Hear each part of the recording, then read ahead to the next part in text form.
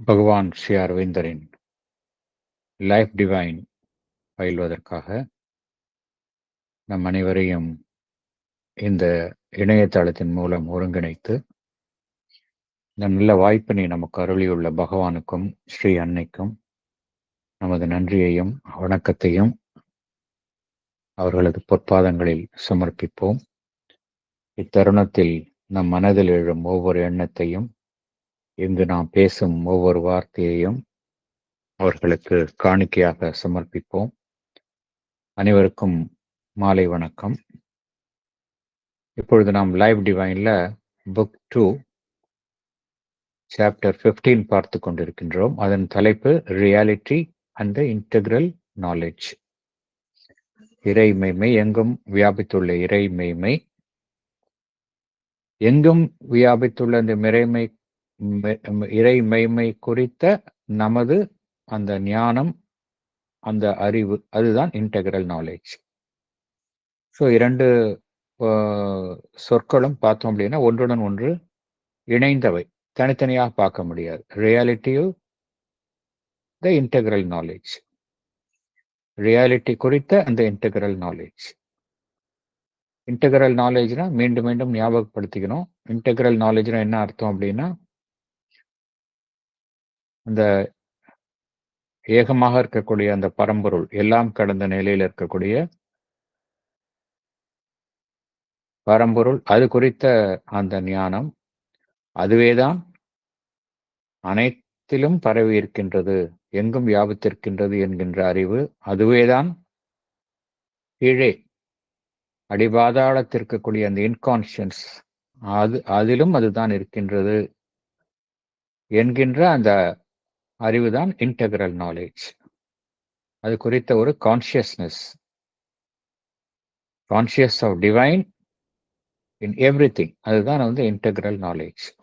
போன செஷன்ல பேராகிராஃப் 4 பார்த்தோம். இந்த செஷன்ல பேராகிராஃப் 5 பார்க்கலாம். பேராகிராஃப் 4ல என்ன பார்த்தோம் என்பதை சற்று நினைவு கூறலாம்.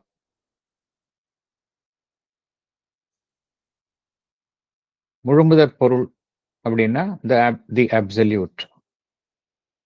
இந்த வார்த்தை ஆங்கிலத்துல தி அப்சல்யூட் அப்படின்னு சொல்றாங்க. தமிழ்ல முழுமுதற் பொருள், அந்த இறையம்சத்திற்கு நிகரானது எதுவுமே கிடையாது, அது ஒன்றுதான் முழுமுதற் பொருள் அப்படிங்கிற அர்த்தம். அதனுடைய எக்ஸ்ட்ரீம் ஃபார்ம்ல எப்படி பொருள் புரிந்து கொள்ளலாம் அப்படின்னா, அதை தவிர வேறு எதுவுமே கிடையாது, அது ஒன்றுதான் உண்மை என்று ஒரு அனுபவத்தை அடைபவர்கள் உண்டு. அவர்கள்தான் அப்சல்யூட்டிஸ்ட் அப்படிங்கிறது. அப்சல்யூட்டிஸ்ட் என்ன அர்த்தம்? அந்த முழுமுதற் பொருள் அப்சல்யூட், அதை தவிர வேறு எதுவுமே கிடையாது, அது ஒன்றுதான், அதை வார்த்தையில விளக்க முடியாது என்ற ஒரு அனுபவத்தை அவர்கள் அடைந்தவர்கள். அது ஒன்றும் வார்த்தையில சொல்லல, இட் இஸ் ரியாலிட்டி. அது மாதிரி ஒரு அனுபவத்தை அவங்க அடைந்தவர்கள். அவர்களுக்கு இந்த தனி மனிதன் என்கின்ற அந்த ஒரு ரியாலிட்டியோ, காஸ்மிக் கிரியேஷன், பிரபஞ்சத்தில் உருவாகக்கூடிய சிருஷ்டியோ, அதெல்லாம் இல்லை அப்படிங்கிறது அவங்களுடைய ஒரு அனுபவம்.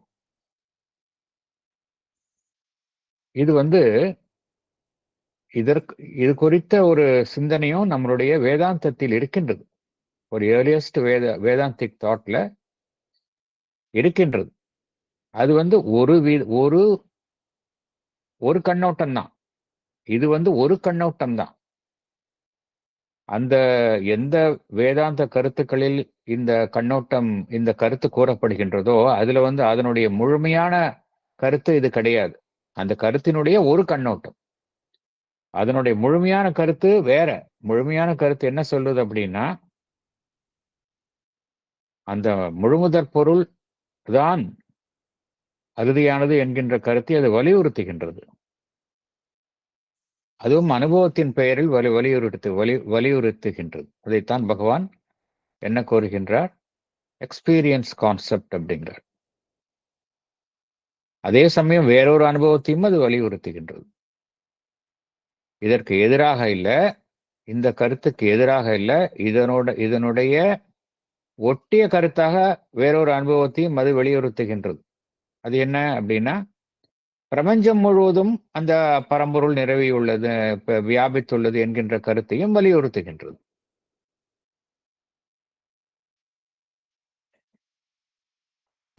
இந்த பிரபஞ்சம் என்பது அந்த பிரம்மனினுடைய ஒரு வெளிப்பாடு என்பதையும் அது வலியுறுத்துகின்றது.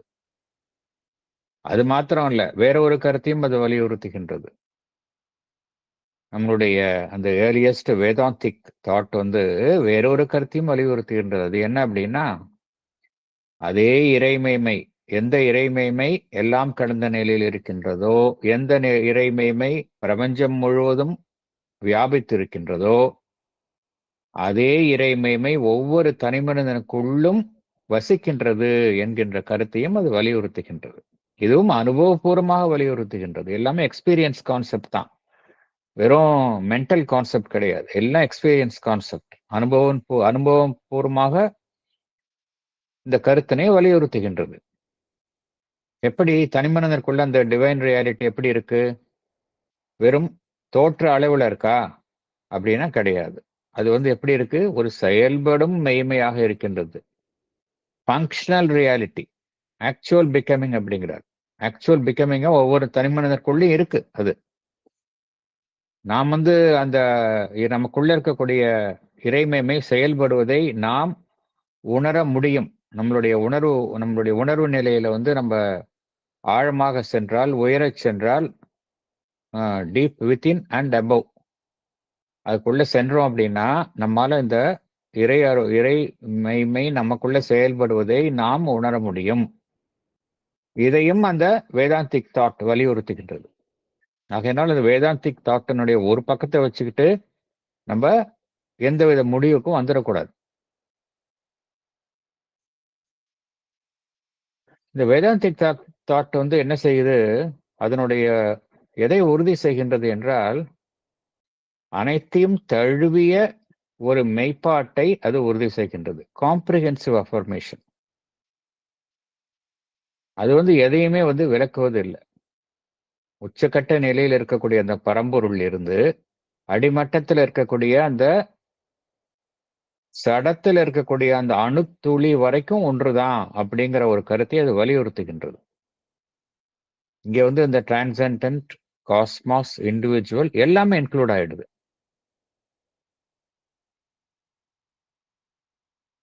இதே கருத்து தான் நாமும் லைஃப் டிவைன்ல மீண்டும் மீண்டும் ஒரு அடிப்படை கருத்தாக ஏற்றுக்கொண்டுள்ளோம்.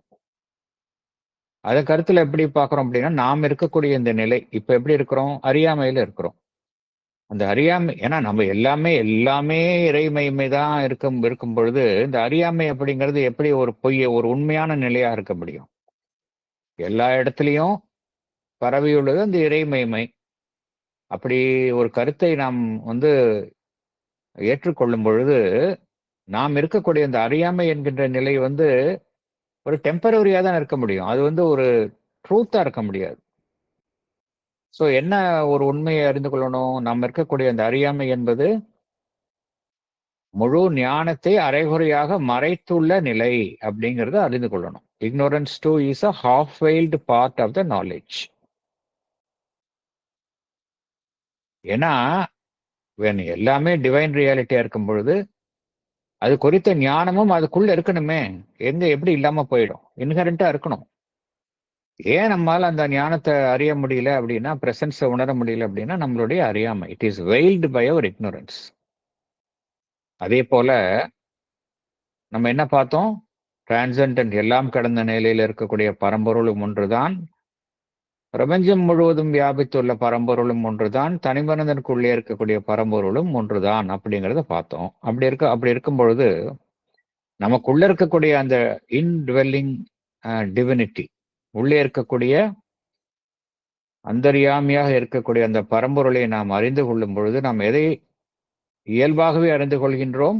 இந்த உலகத்தையும் அறிந்து கொள்கின்றோம். ஏன்னா இந்த உலகம் வேறு, இந்த உலகம் குறித்த ஞானம் வேறு, நம்மளுடைய உள்ள அகம் குறித்த ஞானம் வேறு என்பது வேறு வேறு கிடையாது. World knowledge is part of the self knowledge. இதெல்லாம் எல்லாமே லாஜிக்கலா சொல்றார் பகவான். இது ரொம்ப புரிந்து கொள்வதற்கு ரொம்ப எளிது. விஷயம் நம்ம அனுபவபூர்வமாக உணரவில்லை. அது ஒண்ணுதானே ஒழிய மனிதனுடைய அறிவுக்கு, இன்டெலெக்டுக்கு புரியுற மாதிரி தான் பகவான் லைஃப் டிவைனே எழுதியிருக்கார். புரியாது எதுவுமே கிடையாது. அப்புறம் என்ன, ஏன் புரியாதுன்னு அப்படின்னா, இந்த நாலேஜ்லாம் நமக்குள்ள இருக்கு. நமக்குள்ள இல்லாத ஒண்ணு பகவான் சொல்லல. நமக்குள்ளேயே இருக்கு. அதெல்லாம் தூசி தட்டின மாதிரி நமக்கு வந்து வெளிச்சம் போட்டு காமிக்கிறார் பகவான்.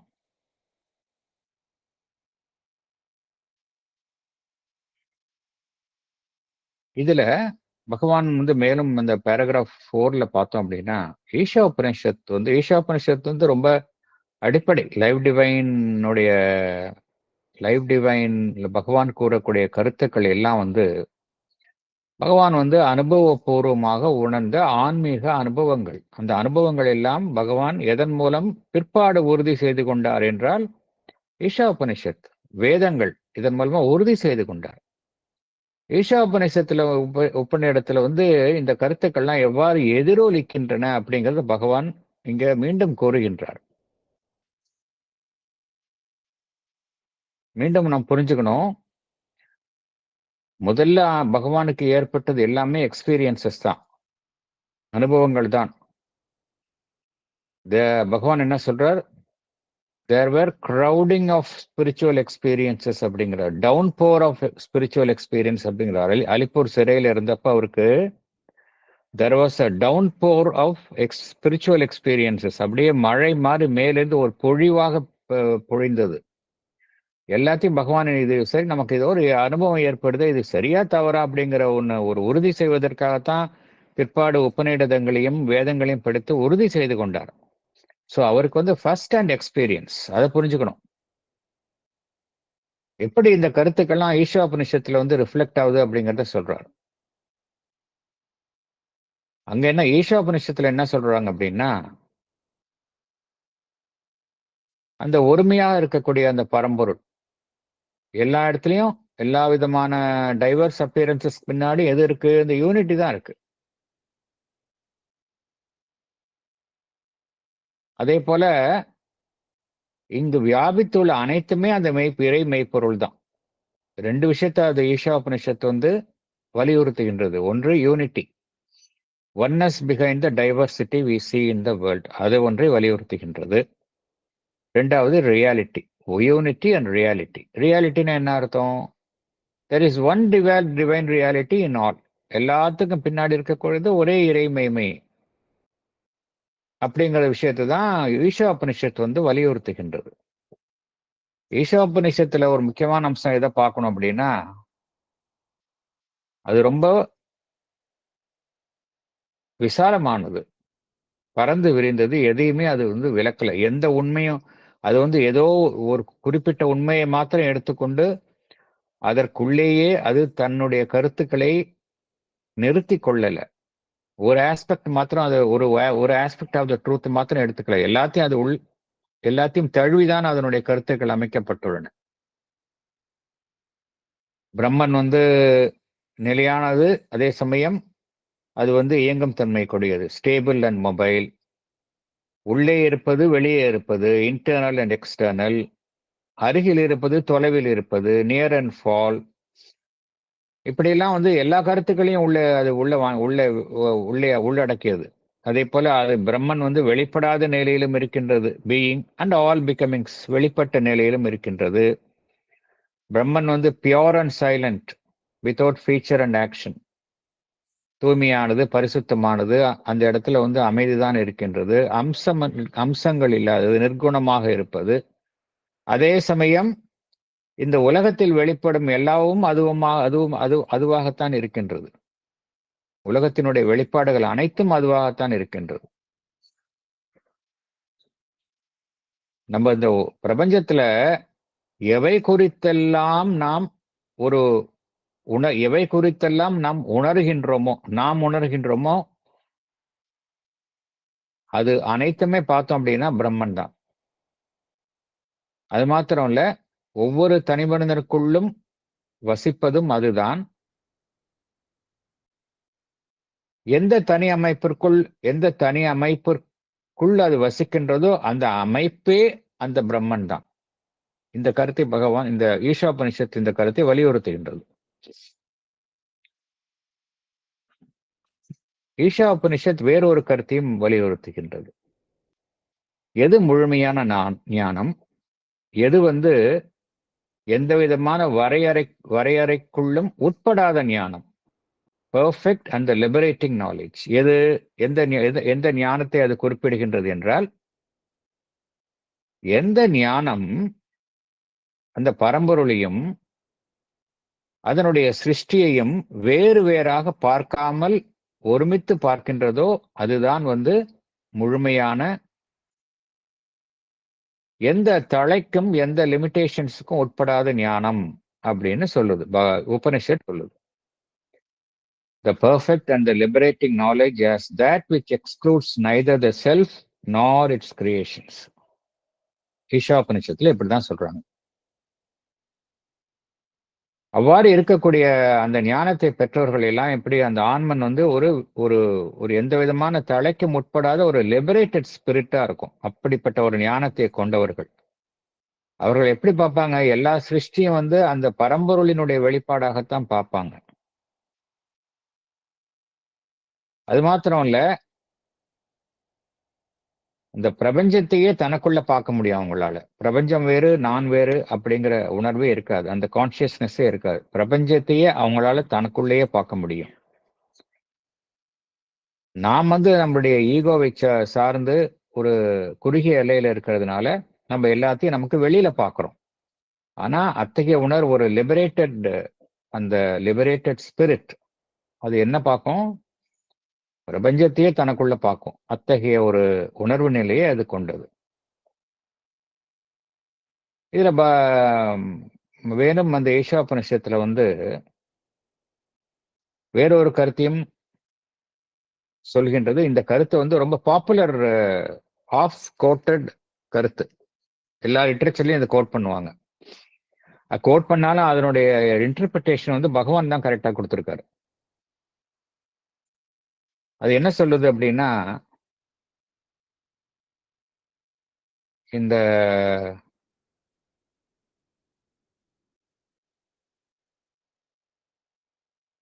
எது ஒரு குருட்டுத்தனம், பிளைண்ட்னஸ் அப்படின்னா, நம்ம மல்டிப்ளிசிட்டியில இருக்கிறோம், தனிப்பட்ட அமைப்புகளா இருக்கிறோம். இதுல இருந்து கொண்டு இதற்கு பின்னால் உள்ள அந்த ஒன்னஸ், அந்த ஒருமைத்தன்மையை அறியாமல் இருக்கின்றோம். இது ஒரு குருட்டுத்தனம், ஒரு பிளைண்ட்னஸ்.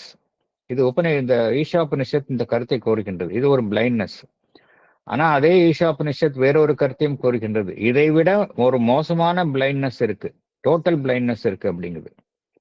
அது என்ன அப்படின்னா, அந்த ஏகமான பரம்பொருள் அது இருக்கக்கூடிய நிலையில இருந்து கொண்டு, அந்த உணர்வுடன் இருந்து கொண்டு, அதனுடைய வெளிப்பாடான இந்த பன்முகத்தன்மை கொண்ட அதனுடைய சிருஷ்டியை நாம் அறியாமல் இருப்பது, அது இதைவிட ஒரு மோசமான குருட்டுத்தனம் அப்படிங்கிறது, டோட்டல் பிளைண்ட்னஸ். இந்த கருத்தையும் ஈஷாபனிஷத் தான் கோருகின்றது. அதனால ஈஷாபனிஷத் பத்தி பார்த்தோம் அப்படின்னா, அது இன்டெக்ரல் நாலேஜ். இந்த சாப்டர்னுடைய தலைப்பு இன்டெக்ரல் நாலேஜ். அது என்ன அப்படின்னா, பிரம்மன் என்பது அறியாமையாகவும் இருப்பது, நாலேஜாகவும் இருப்பது. ரெண்டிலும் பார்த்தோம் அப்படின்னா பிரம்மன் தான். நாலேஜ் மாத்திரம் பிரம்மன், அதாவது ஒன்னஸ் மாத்திரம் பிரம்மன், மல்டிப்ளிசிட்டி பிரம்மன் இல்லை அப்படின்னு சொல்றது தப்பு. ஸோ இன்டெக்ரல் நாலேஜ்னா என்ன? To know Brahman as at once and together the knowledge and the ignorance.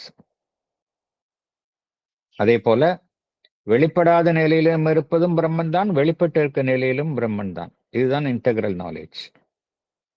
It is to attain to the supreme status at once by the becoming and the non-becoming. அதே போல எல்லாம் கடந்த நிலையில் இருக்கக்கூடிய பிரம்மனும் ஒன்றுதான், பிரபஞ்சம் முழுவதும் இருக்கக்கூடிய பிரம்மனும் ஒன்றுதான். It is to relate together realization of the transcendent and the cosmic self. அதே போல இந்த உலக விஷயங்கள், உலகாயுத விஷயங்கள், அதையும் தாண்டி இருப்பதும் அதுதான். இந்த உலகாயுத விஷயங்களுடன் தொடர்பு கொண்டு தன்னை வெளிப்பட்டு இருப்பதும் அதுதான். It is to achieve a foundation in the supramundane and the self-aware manifestation in the mundane. இந்த ஞானம் ஒருவருக்கு வந்துருச்சு அப்படின்னா என்ன வரும்? தன்னுடைய அழியா தன்மையை உணர்ந்து விடுவார். எல்லாமே ஒண்ணுங்கும் பொழுது எனக்கு அழிவே கிடையாது இல்லையா? we remain forever. Maybe forms தான் மாறிக்கொண்டே இருக்கும், அழிவே கிடையாது அப்படிங்கிற ஒரு ரியலைசேஷன் ஒருத்தருக்கு வந்துடும். That becomes a basis for the life divine. Life டிவைனுடைய பேசிஸ் என்ன அப்படின்னா, நமக்கு அழிவு கிடையாது அப்படிங்கிற ஒரு ரியலைசேஷன் வந்துருச்சு அப்படின்னா, then it becomes a basis for life divine. அதுதான் பகவான் இங்க கோருகின்றார்.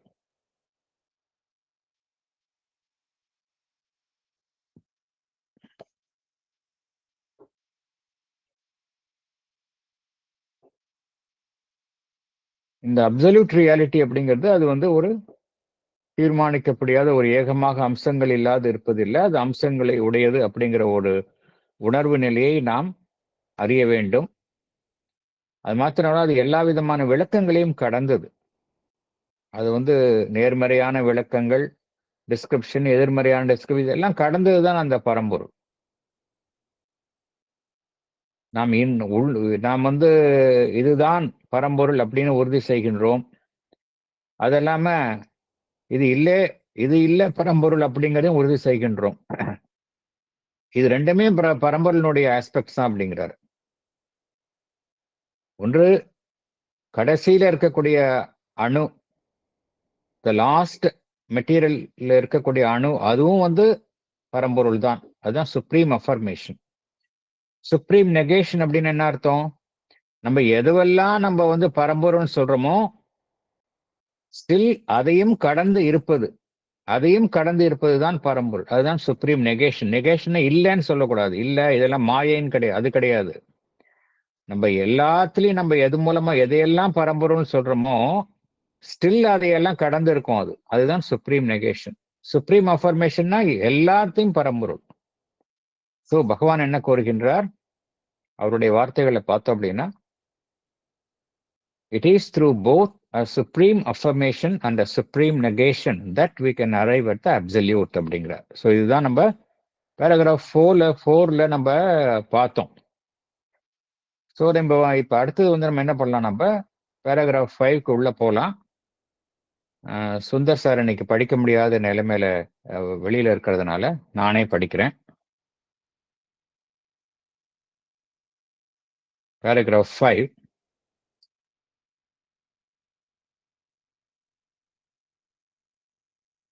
On the one side, then, presented to us as the reality, we have an absolute self-existence,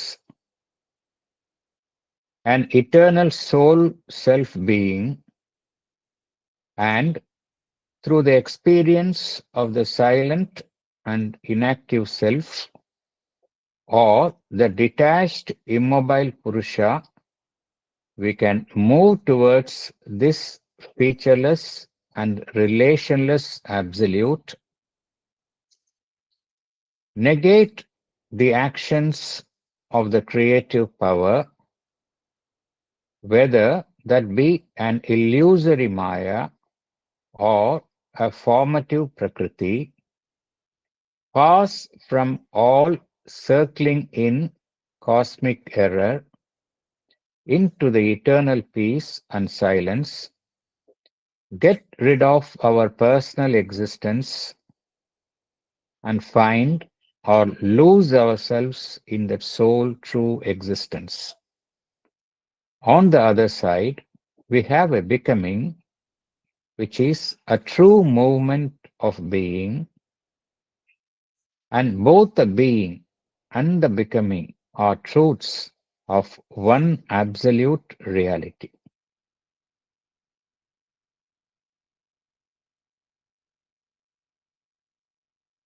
Explanation படிக்கலாம். Can I read, sir? Yes, please. On the one side, explanation. On the one side, we have the reality presented to us as an absolute self-existence, an eternal soul self-being. We can get the experience of the silent and inactive self, or the detached immobile Purusha.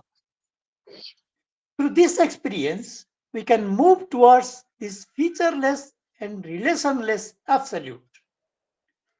We can negate the actions of the creative power, We can pass from all circling in cosmic error into the eternal peace and silence.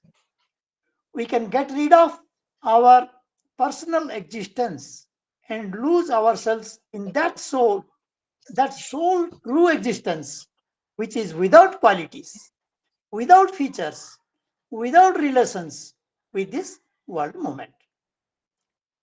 Next, on the other side, we experience that all this universal movement is a becoming, that is manifestation, which is a true movement of being. This universe is an emanation, a movement of an eternal being. Both the being and the becoming are truths of one absolute reality. The being, the existent, has the freedom, the power to become what it wants. For example, the poet can express himself in poetry and not merely remain contemplating. The becoming is not an inferior truth, but a complementary truth. Because there is being, there is becoming. Thank you, sir. Thank you.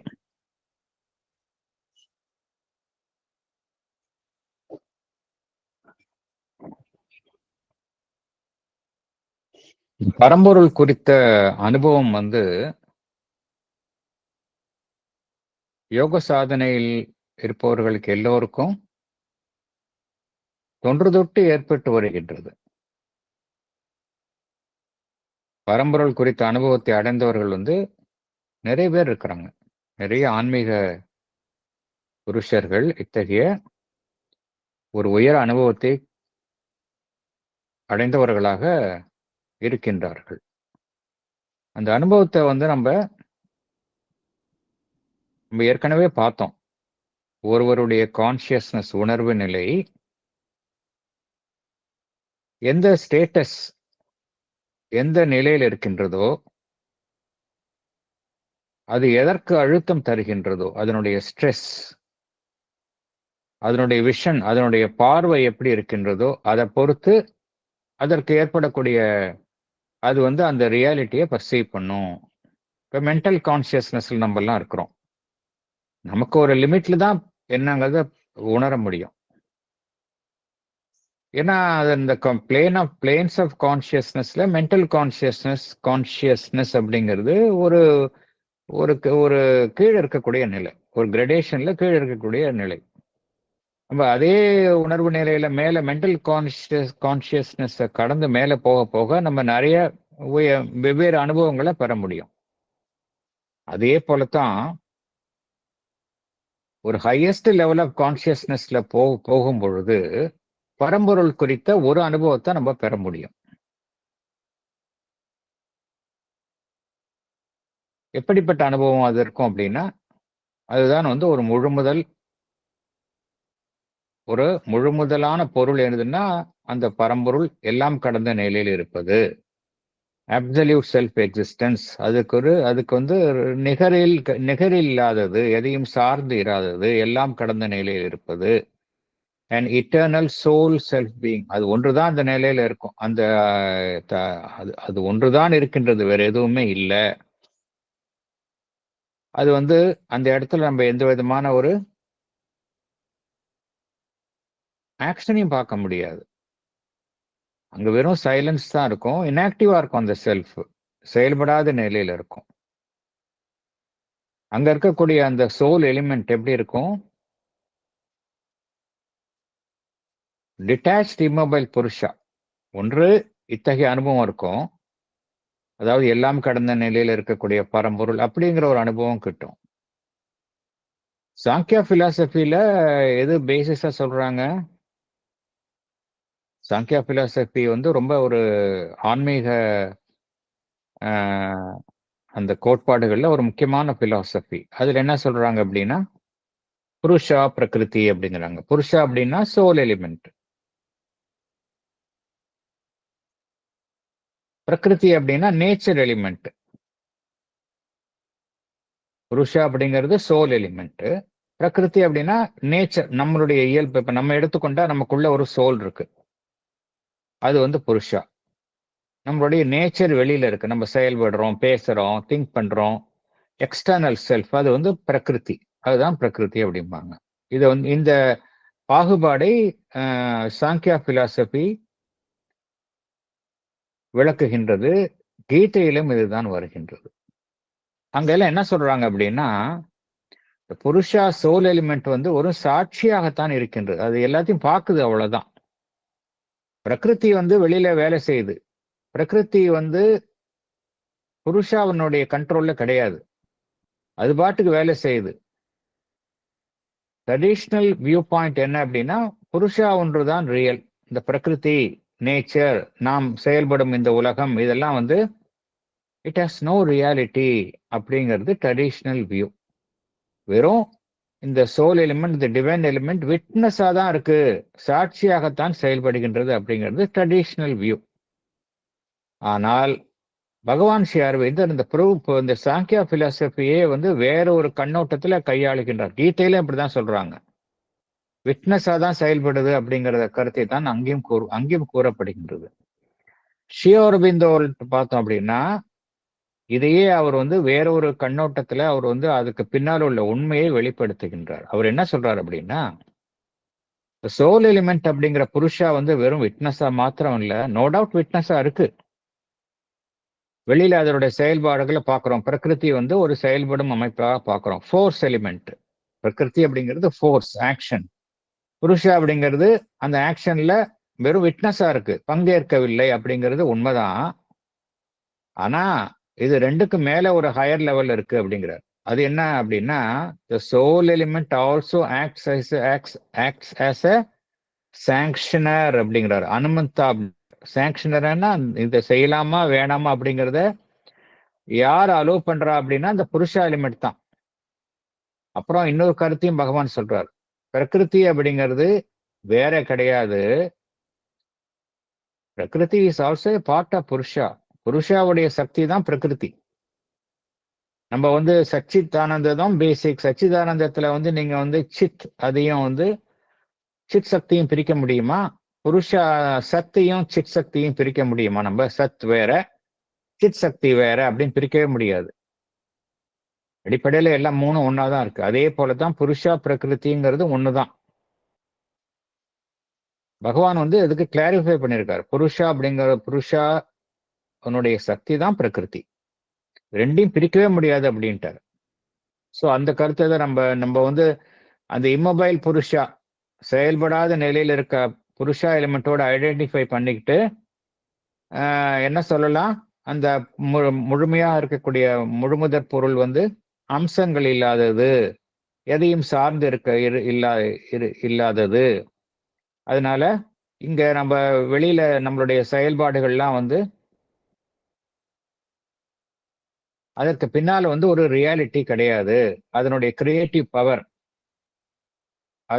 அதனுடைய சிருஷ்டிக்கும் சக்தி அப்படிங்கிறது கிடையாது. அதுக்கு reality, அதுக்கு பின்னால எந்த விதமான உண்மையும் கிடையாது, மெய்மையும் கிடையாது. நம்ம வந்து அதை நிராகரிக்கலாம். அதை நம்ம வந்து எப்படி சொல்லலாம், ஒரு மாயை அப்படின்னு சொல்லலாம். அப்படிதான் ஒரு சில நம்ம அந்த மாயாவாதி பிரின்சிபிள்ல சொல்றாங்க. இல்ல இப்போ சாங்கியா பிலாசபில ஃபார்மேட்டிவ் பிரகிருதி, அது ஏதோ தோன்றி மறையக்கூடிய ஒரு சக்தி தானே ஒழிய, ஒரு சக்தியினுடைய செயல்பாடு தானே ஒழிய அதுக்கு வந்து ரியாலிட்டிவ் கிடையாது அப்படின்னு சொல்லலாம். ஆனா அப்படி கிடையாது, உண்மை கிடையாது. அப்படி சொல்லிட்டு என்ன செய்யலாம், pass from all circling in cosmic error. இந்த பிரபஞ்சத்தை சார்ந்திருக்கக்கூடிய பிழையிலிருந்து பிழையில் நாம் சுற்றி கொண்டிருப்பதிலிருந்து நாம தப்பிச்சு சென்று விடலாம். பிரபஞ்சம் சார்ந்த பிழைகளில் சுற்றி கொண்டு இருப்பதிலிருந்து நாம் தப்பித்து சென்று விடலாம். எங்க தப்பித்து சென்று விடலாம், அந்த ஏகமான எப்பொழுதுமே நித்தியமாக இருக்கக்கூடிய அந்த அமைதி, செயலற்ற நிலை, அந்த நிலைக்கு சென்று விடலாம். நம்முடைய தனிப்பட்ட இருப்பு என்பதை நாம் அதை கடந்து சென்று விடலாம், அதிலிருந்து விடுபட்டு போயிடலாம். நமக்கு தனிப்பட்ட இருப்பு அப்படிங்கிறதே இருக்காது அந்த நிலையில. நம்முடைய தனிப்பட்ட இருப்பு என்கின்ற நிலையில் இருந்து இந்த எல்லாம் கடந்த நிலையில் ஏகமா இருக்கக்கூடிய அந்த பரம்பொருளில் நம்மை கரைத்து கொள்ளலாம் அப்படிங்கிற ஒரு அனுபவம் அவர்களுக்கு ஏற்படும். இது ஒன் சைடட் எக்ஸ்பீரியன்ஸ் தான்.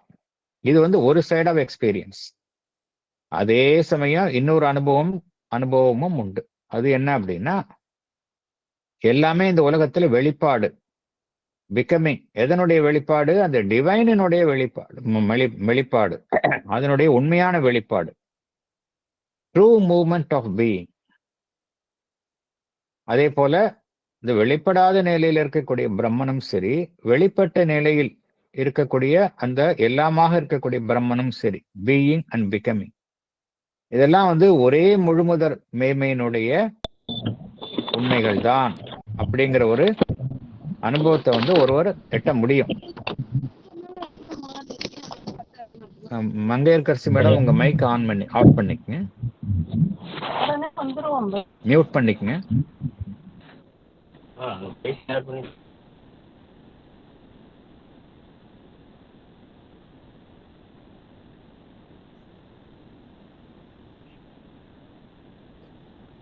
ஒரு கவிஞர் எடுத்துக்கலாம். அந்த கவிஞர் அவருக்குள்ளதான் கவிதை என்பது உள்ளே இருந்துதான் வெளிப்படுகின்றது. அவர் எந்த விதமான கவிதையும் புனையாமல் சும்மா இருக்கலாம், அப்பவும் அவர் கவிஞர் தான். அதே கவிஞர் தன்னுடைய கவிதைகளை வெளிப்படுத்தலாம், சும்மா இருக்காம வெளிப்படுத்தலாம். வெளிப்படுத்தும் நிலை வேறு, வெளிப்படுத்தாத நிலை வேறு. நம்மளால அதே கவிஞரை நம்ம பிரிக்க முடியாது. அதே போலத்தான் இங்க வெளிப்பாடு என்பது ஒரு இன்ஃபீரியர் ட்ரூத் கிடையாது, ஒரு தரம் தாழ்ந்த உண்மை கிடையாது. இறைவனுடைய வெளிப்பாடு இந்த உலகத்துல தரம் தாழ்ந்த உண்மை கிடையாது. அது அந்த உண்மையை சார்ந்து இருக்கக்கூடிய ஒரு ஒரு அம்சம்தான். இந்த வெளிப்படாத நிலை என்பது ஒன்று இருப்பதினால்தான் இங்கு அனைத்துமே வெளிப்படுகின்றது. ஸோ இது இரண்டாவது view point. First view point, எல்லாம் கடந்த நிலையில் எல்லாத்தையும் இங்க இருக்கக்கூடிய எல்லா வெளிப்பாடுகளில் இருந்தும் நம்மை விடுவித்து கொண்டு அது ஒன்றுதான் அப்படிங்கிற ஒரு எக்ஸ்பீரியன்ஸ். ரெண்டாவது செகண்ட் எக்ஸ்பீரியன்ஸ். இதுவும் உண்மைதான். இப்ப மேலே நம்ம படிக்கலாம். இப்ப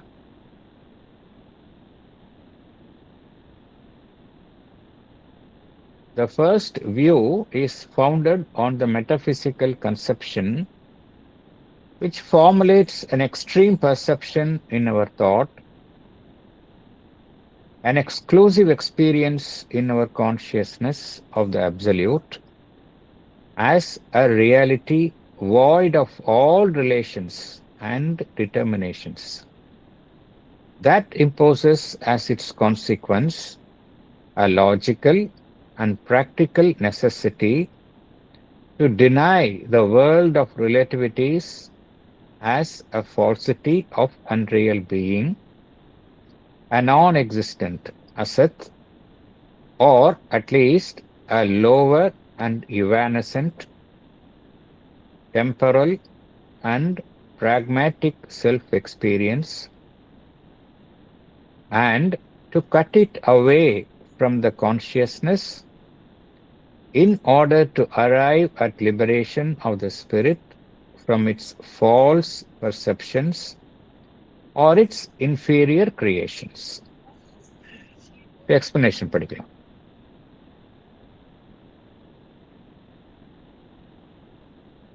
படிக்கவா சார்? Yes madam, படிங்க. The first view is founded on an extreme perception in our thought.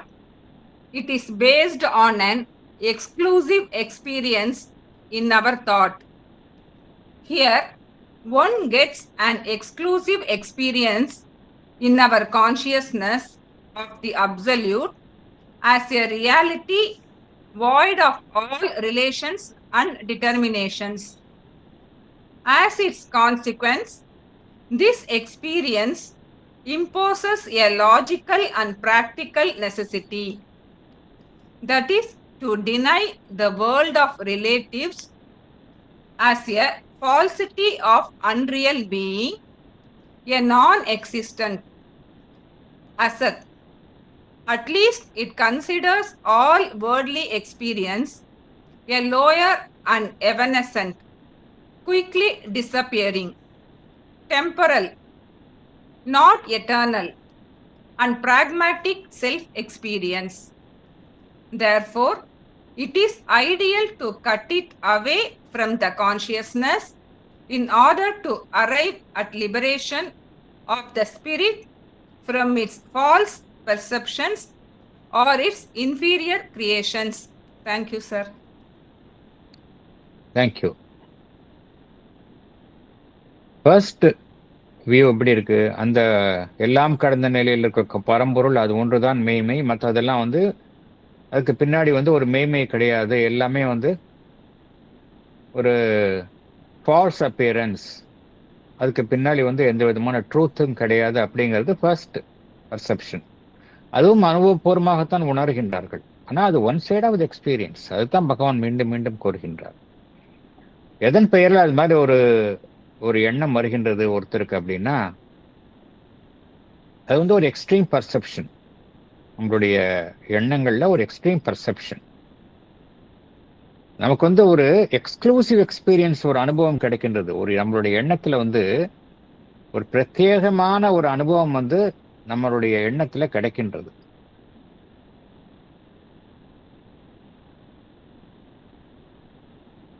அந்த எப்படி ஒரு அனுபவம் கிட்டுகின்றது என்றால், அந்த முழுமுதற் பொருள் வந்து நம்மளுடைய உணர்வு நிலையில எப்படி ஒரு அனுபவம் கிட்டுகின்றது என்றால், அந்த முழுமுதற் பொருள் என்பது ஒரு மெய்மை. அதே சமயம் அந்த மெய்மையில வந்து எந்த விதமான ஒரு தொடர்புகளும் அற்ற நிலையில் அது இருக்கின்றது. அதே போல அந்த மெய்மையிலிருந்து எதுவுமே தோன்றவில்லை, எதுவுமே உருவாகவில்லை, அது தன்னை எந்த வடிவிலும் வெளிப்படுத்தி கொள்ளவில்லை அப்படிங்கிற ஒரு அனுபவம் அது கிட்டுகின்றது. அப்சல்யூட் அப்படின்னு என்ன அர்த்தம்? ஆஸ் எ ரியாலிட்டி எப்படி ஒரு அனுபவம் கிட்டுகின்றது அந்த நிலையில, which formulates an extreme perception in our thought, an exclusive experience in our consciousness of the absolute as a reality void of all relations. void என்ன அர்த்தம்? ஒண்ணுமே அந்த இடத்துல இல்லை. void of all relations, அங்க எதுவுமே சார்புடைமையே கிடையாது. and determinations என்ன அர்த்தம்? அதுலேருந்து எதுவுமே தோன்றல அப்படிங்கிற ஒரு அனுபவம் வந்து கிட்டும். அது வந்து எல்லாம் கடந்த நிலையில் இருக்கு அப்படிங்கிற ஒரு அனுபவம் ஒரு கிட்டும். இந்த அனுபவம் உண்மையான அனுபவம் தான், ஆனா அதையும் கடந்த அனுபவமும் இருக்கின்றது. இந்த அனுபவம் வந்து பொய்ன்னு சொல்ல முடியாது. இந்த அனுபவம் உண்மைதான், ஆனா அந்த அனுபவத்தின் பெயர்ல வந்து நம்ம எந்த விதமான கன்க்ளூஷனும் பண்ண முடியாது. அதையும் கடந்த இன்னொரு அனுபவத்தை பெற்றாதான் நமக்கு வந்து அந்த ட்ரூத்தினுடைய முழு பரிமாணமும் கிட்டும்.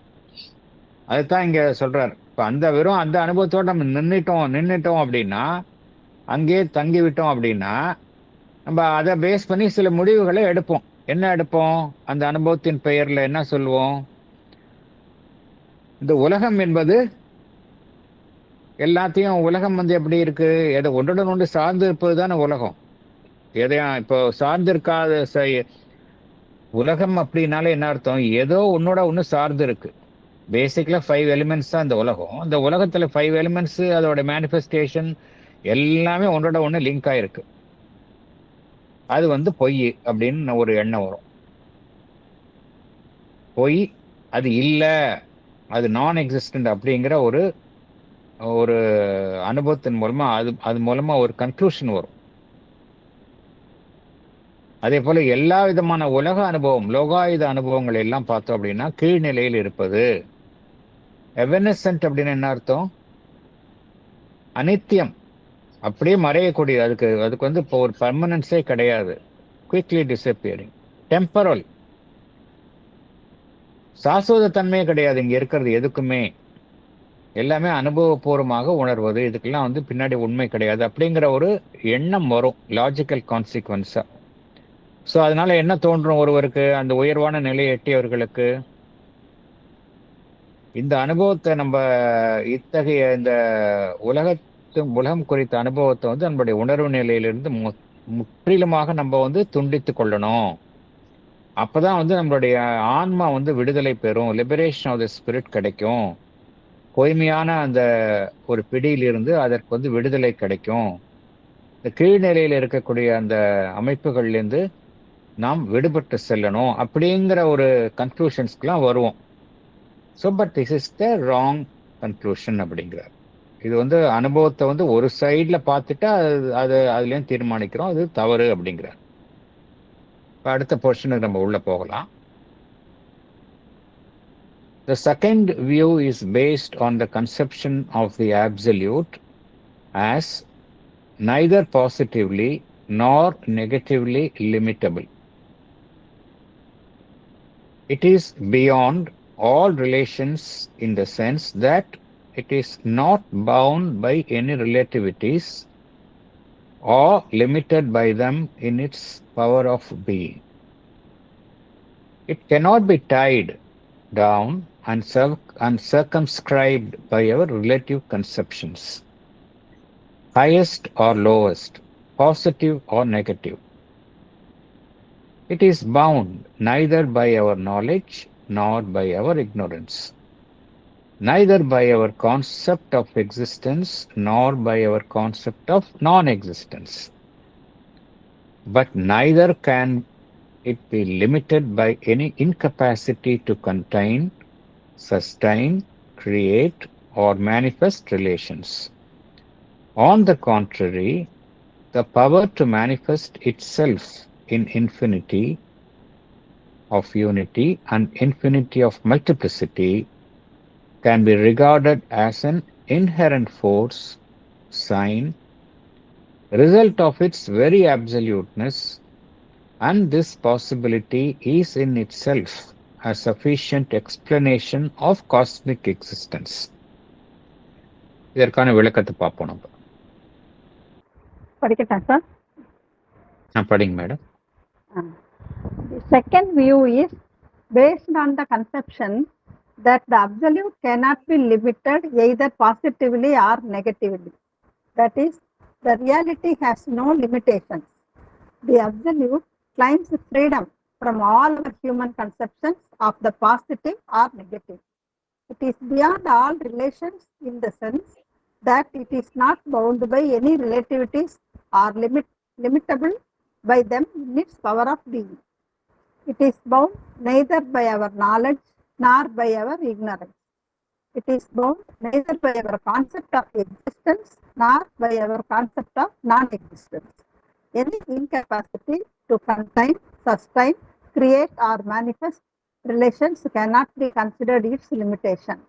On the contrary, the power to manifest itself in infinity of unity and infinity of multiplicity can be regarded as an inherent force, sign, result of its very absoluteness. This possibility is in itself a sufficient explanation of cosmic existence. Thank you, sir. Thank you. First view பார்த்தோம். First viewல extreme conception. இந்த ரியாலிட்டிய அப்படி அந்த absolute reality அப்படிங்கிறது தொடர்பற்றது, சார்பு எந்த விதமான சார்புடைமையும் இல்லாதது. இந்த உலகம் வந்து ஒரு உலகம் இந்த சிருஷ்டி எல்லாம் வந்து இல்லை, ஒரு பொய்யான எக்ஸ்பீரியன்ஸ் அப்படிங்கிற ஒரு எக்ஸ்ட்ரீம் ஒரு அனுபவம் அந்த ஃபர்ஸ்ட் வியூல. செகண்ட் வியூல என்ன பார்த்தோம் நம்ம? செகண்ட் வியூ வந்து என்ன ஒரு புரிதலின் அடிப்படையில் இருக்கு அப்படின்னா, இந்த அப்சல்யூட் முழுமுதற் பொருள் வந்து நம்ம எதனாலையும் கட்டுப்படுத்த முடியாது. அது நீங்க அது பாசிட்டிவா இதெல்லாம் இருக்கு அப்படின்னு, பாசிட்டிவா இதெல்லாம் தான் இது இருக்கு அது இருக்கு, இது டிவைன் அது டிவைன், எது டிவைன் அது இதுதான் டிவைன் அப்படிங்கிற மாதிரி சொல்ல முடியாது. இல்ல இது இல்ல டிவைன் இது இல்ல டிவைன் அப்படின்னு சொல்ல முடியாது. இது எல்லாத்தையும் கடந்த நிலையில் இருப்பது. அது நம்மளுடைய டெஃபினிஷன்ஸ்க்கெல்லாம் அது அப்பாற்பட்டது. It has no limitations. நம்மளுடைய ஹியூமன் கான்செப்ஷன்ஸ் இருக்கு, அது பாசிட்டிவா நேர்மறையா இருக்கலாம், நெகட்டிவா இருக்கலாம். அதையெல்லாம் கடந்து சுதந்திரமாக இருப்பது தான் அந்த முழுமுதற் பொருள் அப்சல்யூட் அப்படிங்கிறது. ஹியூமன் மைண்டினுடைய பிடிக்கல வந்துச்சுன்னா அது எப்படி டிவைனா இருக்க முடியும்? இட் cannot பி, இல்லையா? அதுதான் சொல்றாரு இங்க. It is beyond all relations அப்படிங்கிற என்ன அர்த்தம் அப்படின்னா, எதன் அடிப்படையில் நம்ம அது மாதிரி சொல்றோம் அப்படின்னா, எல்லா விதமான உறவுகளுக்கும் அப்பாற்பட்ட நிலையில இருக்கு அப்படிங்கறது எதை வச்சு சொல்றோம் அப்படின்னா, அது எதனாலும் கட்டுப்படாதது. அதை தான் சொல்றோம் நம்ம. It is not bound by any relativities. மனிதனை எடுத்துக்கொண்டா நம்ம எவ்வளவோ விஷயத்தினால கட்டுப்பட்டு இருக்கிறோம். அப்படி கிடையாது அது. It is not bound by any relativities or limitable by them in its power of being. ஏதோ ஒரு அமைப்புக்குனுடைய சக்திக்கு உட்பட்டு அது இருக்காது. அது எல்லாத்தையும் கடந்த நிலையில இருக்கக்கூடியதுதான் அது முழுமுதற் பொருள். அந்த அடிப்படையில தான் நம்ம சொல்றோம் அது அப்சல்யூட் அப்படிங்கிறதே ஒழிய, அது அது ஒன்றுதான் மெய், இருக்கிறதுலாம் பொய் அப்படிங்கறது அடிப்படையில இல்ல அப்படிங்கிறார். ஒருவர் முழு ஞானத்தை அடையலாம், அதையும் கடந்து இருப்பது அது. அறியாமையில இருக்கலாம், அதையும் கடந்து இருப்பது அது. நாம் எக்ஸிஸ்டன்ஸ், இருப்பு அப்படிங்கறத நம்ம ஓரளவு புரிஞ்சு வச்சுட்டு இருக்கோம். இல்ல இருப்பு இல்ல அப்படிங்கறது நம்ம ஒரு வகையான மனதினால புரிஞ்சு வச்சுட்டு இருக்கோம். இதெல்லாம் நம்மளுடைய கன்செப்ஷன்ஸ். இதெல்லாம் கடந்து இருப்பதுதான் அந்த பரம்பொருள். இந்த பரம்பொருள் பார்த்தோம் அப்படின்னா, சில சமயம் இந்த சிருஷ்டிக்கப்பட்ட விஷயங்களோடு அது தொடர்பில்லாமல் இருக்கலாம். ஆனா அது அதனுடைய லிமிட்டேஷன் கிடையாது. Any incapacity to contain, sustain, create or manifest relations cannot be considered its limitation அப்படிங்கிறார். பரம்பொருளுடைய சுதந்திரம் அது. அந்த கான்ட்ரரி என்ன உண்மை, உண்மையிலேயே என்ன உண்மைன்னு பார்த்தோம் அப்படின்னா, பரம்பொருள் ஏகமாக இருக்கக்கூடியது. ஏகமாக இருக்கக்கூடிய அந்த பரம்பொருள் எல்லையற்ற தன்மையின் மூலமாக அந்த ஏகமா இருக்கக்கூடிய தன்மை சற்றும் கெடாமல் தன்னை வெளிப்படுத்திக் கொள்கின்றது. அதுதான் இன்ஃபினிட்டி ஆஃப் யூனிட்டி. இப்ப நம்மளுடைய அறிவுக்கு எல்லாம் தனித்தனியான விஷயங்களா தான் தோணுது. ஆனா உண்மை எது அப்படின்னா, அந்த ஏகமாக இருக்கக்கூடிய விஷயம்தான் பன்மையாக காணப்படுகின்றது. இங்க டிவிஷனே கிடையாதுங்க. டிவிஷனே கிடையாதுங்க. ஒரே விஷயம்தான் பன்மையாக தென்படுகின்றது. அதுதான் இன்ஃபினிட்டி ஆஃப் யூனிட்டி. அந்த சக்தி அந்த பரம்பொருளுக்கு இருக்கின்றது. அதே போல இன்ஃபினிட்டி ஆஃப் மல்டிப்ளிசிட்டி, அதனுடைய வெளிப்படும் தன்மையை எப்படி இருக்கு? அதுவும் இன்ஃபினிட்டா இருக்கு. அதனுடைய வெளிப்படும் தன்மையை நம்மளால இந்த இந்த எல்லைக்குள்ள அதனுடைய வெளிப்பாடு நின்றுவிடும் அப்படின்னு யாராவது அறுதியிட்டு கூற முடியுமா? பிரபஞ்சம் பார்த்தோம் அப்படின்னா விரிவடைந்து கொண்டே போயிட்டே இருக்கு. பிரபஞ்சத்தினுடைய விரிவடைத்தன்மை எதை காட்டுது அப்படின்னா, எல்லையற்ற தன்மையில தான் அந்த மேனிஃபெஸ்டேஷன் நடந்து கொண்டு இருக்கின்றது. சோ ரெண்டு விஷயம் அங்க பாக்குறோம். இன்ஃபினிட்டி ஆஃப் யூனிட்டியா பாக்குறோம். அதனுடைய ஒருமைத்தன்மையும் எல்லையற்ற தன்மையா இருக்கின்றது, பன்மைத்தன்மையும் எல்லையற்ற தன்மையாக இருக்கின்றது. சோ அதுதான் அதற்குள்ள இருக்கக்கூடிய அடிப்படையான சக்தியாக இருக்கின்றது. அது எதை காட்டுகின்றது? இந்த ஒரு அம்சங்கள் எதை காட்டுகின்றது என்றால், அதற்கு உள்ள இருக்கக்கூடிய இன்ஹரண்ட் ஃபோர்ஸ், அதனுடைய அறிகுறி, அதனுடைய அந்த முழுமுதற் தன்மையைத்தான் இது காட்டுகின்றது. முழுமுதற் தன்மைனா இதுதான் முழுமுதற் தன்மையுடைய வெளிப்படாத நிலையில் ஏகமா இருக்கக்கூடியது இல்லை அப்படிங்கிறார். இந்த சாத்தியக்கூறு எதை நமக்கு விளக்குகின்றது அப்படின்னா, அதனுடைய பிரபஞ்சத்தின் மூலமாக அதை தன்னை வெளிப்படுத்திக் கொள்வதை இந்த சாத்தியக்கூறு நமக்கு விளக்குகின்றது. This possibility is in itself a sufficient explanation of the cosmic existence அப்படிங்கிறார். அடுத்தது படிக்கலாம், அடுத்தது போகலாம் நம்ம. The absolute cannot indeed be bound in its nature to manifest a cosmos of relations, but neither can it be bound not to manifest any cosmos.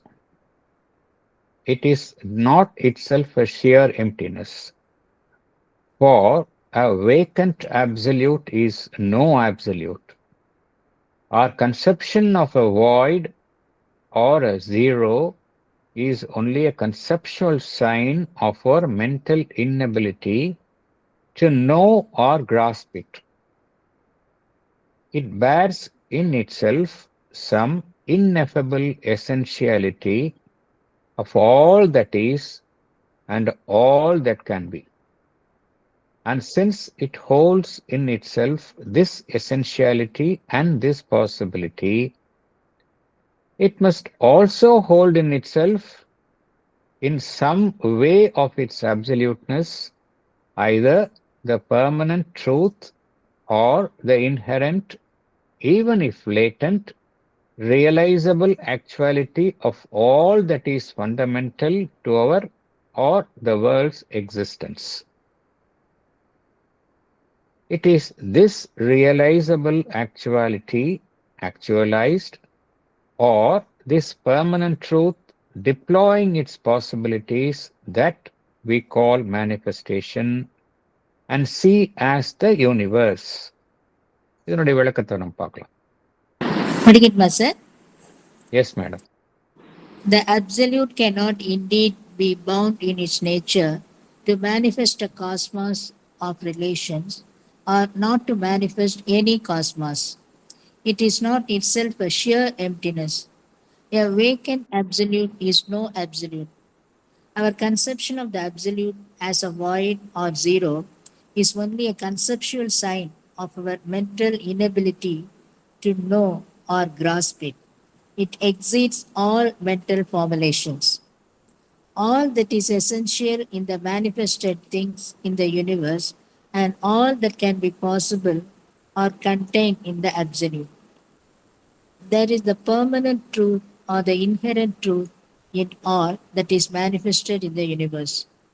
This manifestation is a putting out of some inherent truth that is contained in the being of Brahman. It can become a realizable actuality of all that is fundamental to our existence or the world existence. This truth is held in the absolute in some way of its absoluteness. It is this realizable actuality, actualized, or this permanent truth deploying its possibilities, that we call manifestation. It is that we see as the universe. Thank you, sir.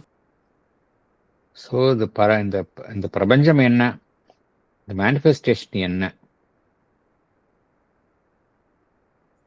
இப்போ நம்ம தனி மனிதன் அப்படிங்கிற நிலைமை இருக்கு, பிரபஞ்சம் அப்படிங்கிற விஷயங்கள்லாம் இருக்கு. இதெல்லாம் வந்து பரம்பொருள் தான் வெளிப்பட்டு இருக்கு அப்படிங்கறத நம்ம பார்க்கிறோம். இது ஒரு விஷயத்தை கற்பனை பண்ணி பார்க்கலாம். இந்த பிரபஞ்சம், இந்த தனி மனிதன் எந்த அமைப்புமே இல்லை அப்படின்னா, அந்த பரம்பொருள், அந்த முழுமுதலான பரம்பொருள் இல்லைன்னு ஆயிடுமா? எதுவுமே இல்லை, பிரபஞ்சமே இல்லை, தனி மனிதன் அப்படிங்கிற அமைப்பே இல்லை அப்படின்னா அந்த பரம்பொருளும் இல்லையே அப்படின்னு சொல்ல முடியுமா? கிடையாது. பரம்பொருள் வந்து தன்னை அனைத்து பிரபஞ்சம், தனி மனிதன் அதுவாக தன்னை வெளிப்படுத்தி கொள்ளும். வெளிப்படுத்தாமலும் இருக்க முடியும். அது எதனாலும் கட்டுப்படாது. எக்ஸிஸ்டன்ஸாகவும் இருக்க முடியும், நான் எக்ஸிஸ்டன்ஸாகவும் இருக்க முடியும், பீயிங்காகவும் இருக்க முடியும், நான் பீயிங்காகவும் இருக்க முடியும். அது அதனுடைய சுதந்திரம். அது அதைத்தான் பகவான் குறிப்பிடுகின்றார்.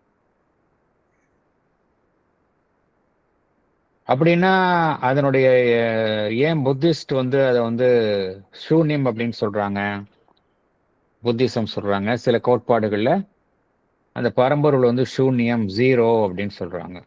அது எந்த அளவுக்கு உண்மை? எல்லாத்தையும் நம்ம விளக்கிக்கிட்டே போனா சூன்யம் தான் மிஞ்சும் அப்படின்னு ஒரு ஆன்மீக கருத்து நிலவுகின்றது. அது உண்மையா அப்படின்னா, பகவான் இங்க என்ன சொல்றாரு அப்படின்னா, நீ முழுமுதற் பொருள்னு சொன்னாலே அது வந்து ஜீரோவா இருக்க முடியாது அப்படிங்கிறார். அதுல ஒண்ணுமே இல்லாம இருக்கவே முடியாது அப்படிங்கிறார். A vacant absolute is no absolute அப்படிங்கிறார். நமக்கு ஏன் வந்து அது அப்சல்யூட் வந்து வாய்ட் இல்ல ஜீரோவா தெரியுது அப்படின்னா, மனதினால அதை புரிஞ்சுக்க முடியல. என்னால ஒண்ணு புரிஞ்சுக்க முடியல அப்படின்னா நான் வந்து அதை ஜீரோ அப்படின்றேன். ஏன்னா என் மைண்டு தானே டிசைட் பண்ணுது. மைண்டு தானே அதுக்கு ஒரு அடையாளம் கொடுக்குது. அதுக்கு வந்து அடையாளம் கொடுத்து அது ஒரு கன்செப்ஷனல் சைன் அறிகுறியை எது வழங்குது? மைண்டு வழங்குது. ஏன் அதனால புரிஞ்சுக்க முடியல? என்ன காரணம் அப்படின்னா, அந்த முழுமுதற் பொருள் வந்து நம்மளுடைய மனதினால் ஏற்படும் அனைத்து அமைப்புகளும் ஃபார்முலேஷன்ஸ் என்ன அர்த்தம்? மென்டலா ஒன்ன உருவாக்குறது. அதெல்லாம் கடந்த விஷயம் அது. அதை மென்டலா வந்து அப்ரோச் பண்ணவே முடியாது. அதெல்லாம் கடந்தது. கடந்து இருப்பதனால அது வந்து நம்ம ஒண்ணும் இல்லைன்னு சொல்ல முடியாது. அங்க ஒண்ணுமே இல்லை அப்படின்னு சொல்ல முடியாது. அது சூன்யம், அங்க ஒண்ணுமே இல்லை அப்படின்னு சொல்ல முடியாது. The zero covers the immortal face அப்படின்னு சாவித்திரியில படிக்கிறோம்.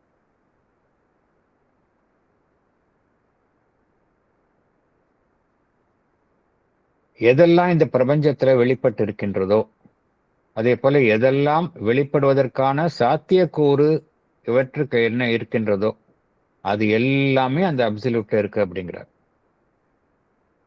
அதே போல இந்த உலகத்துல வெளிப்பட்ட எல்லா விஷயங்களுக்குள்ளேயும் பார்த்தோம் அப்படின்னா ஒரு உண்மை இருக்கு.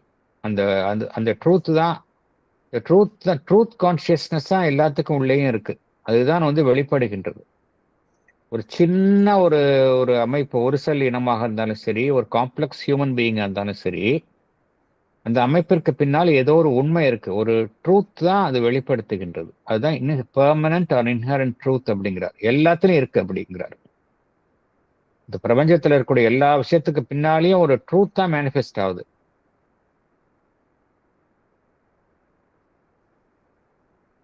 இந்த ட்ரூத் எங்க இருக்கு? எங்க இருக்கிறது வந்து இங்க மேனிஃபெஸ்ட் ஆகுது அப்படின்னா, அந்த பரம்பொருள்கிட்ட தான் அந்த ட்ரூத் இருக்கு. எல்லாமே எங்க இருக்கு அப்படின்னா, all that is contained in the being of Brahman. அதுதான் வந்து இங்க வெளிப்பாடாக காணப்படுகின்றது. அந்த அந்த அங்க இருக்கக்கூடிய உண்மைதான் வந்து பாசிபிலிட்டியா இருக்கிறது, பொட்டன்ஷியலா இருக்கிறது, ஆக்சுவலா வெளிப்படுகின்றது அப்படிங்கிறார். It can become a realisable actuality of all that is fundamental to our existence. எதெல்லாம் நம்மளுடைய வாழ்விற்கு இல்ல உலகத்தினுடைய வாழ்வு இருப்பிற்கு அவசியமாக இருக்கின்றதோ, அதனுடைய அடிப்படை உண்மை எங்க இருக்கு அப்படின்னா அந்த பிரம்மன்ட்ட தான் இருக்கு. கீ எங்க இருக்குன்னா அங்கதான் இருக்கு. பகவான் ஈவன் என்ன சொல்றாங்க அப்படின்னா, இந்த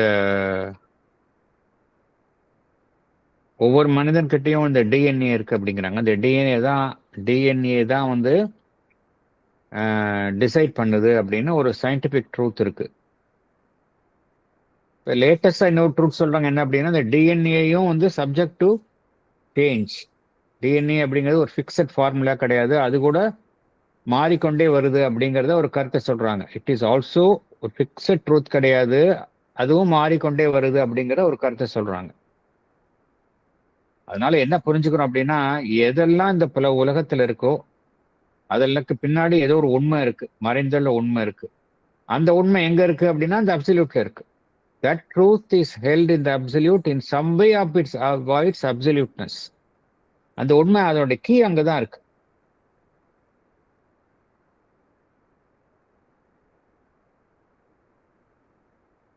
இந்த பிரபஞ்சத்தில் நம்ம பார்க்கக்கூடிய வெளிப்பட்டு எதெல்லாம் வந்து வெளிப்பட்ட நிலையில் இருக்கின்றதோ, உருவாகிய நிலையில் எவையெல்லாம் இருக்கின்றதோ,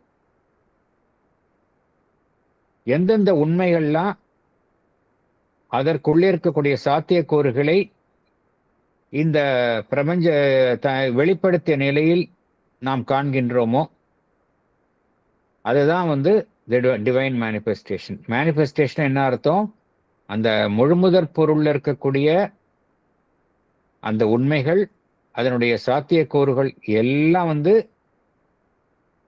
ஆக்சுவலைஸ் ஆயிருக்கு, உருவாகிய நிலையில் காணப்படுகின்றது இந்த பிரபஞ்சத்துல. அதைத்தான் நாம் இறைவனுடைய வெளிப்பாடு அப்படிங்கிறோம். எது மேனிஃபெஸ்டேஷன்? இந்த உண்மை வந்து இங்க ஆக்சுவலைஸ் ஆயிருக்கு. பொட்டென்ஷியலா இருக்கக்கூடிய அந்த ட்ரூத் வந்து, அப்சல்யூட் இருக்கக்கூடிய ட்ரூத் வந்து இங்க மேனிஃபெஸ்ட் ஆகி வெளிப்பட்டு இருக்கின்றது, ஆக்சுவலைஸ் ஆயிருக்கு.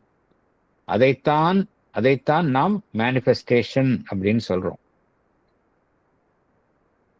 அதைத்தான் நாம் பிரபஞ்சம் என்று அழைக்கின்றோம். It is that we see as a universe. So universe அப்படிங்கிறது ஏதோ ஒரு ஆக்சிடென்ட் கிடையாது. World is not an accident, it is a willed manifestation of the divine அப்படிங்கிறது தான் பகவான் சொல்றார், மீண்டும் மீண்டும் சொல்றார். It is a willed manifestation of the divine. எப்படி அப்படின்னா தனக்குள்ள இருக்கக்கூடிய உண்மையை வந்து அது வெளிப்படுத்துகின்றது. It is this realisable actualized or this permanent truth deploying its possibilities that we call manifestation and see as the universe என்று பகவான் இங்க குறிப்பிடுகின்றார். ஸோ நம்ம இதோட நம்ம இந்த செஷனை நம்ம முடித்துக் கொள்ளலாம். அடுத்த செஷன்ல நம்ம மீண்டும் நம்ம பார்க்கலாம், மேற்கொண்டு நம்ம பார்க்கலாம்.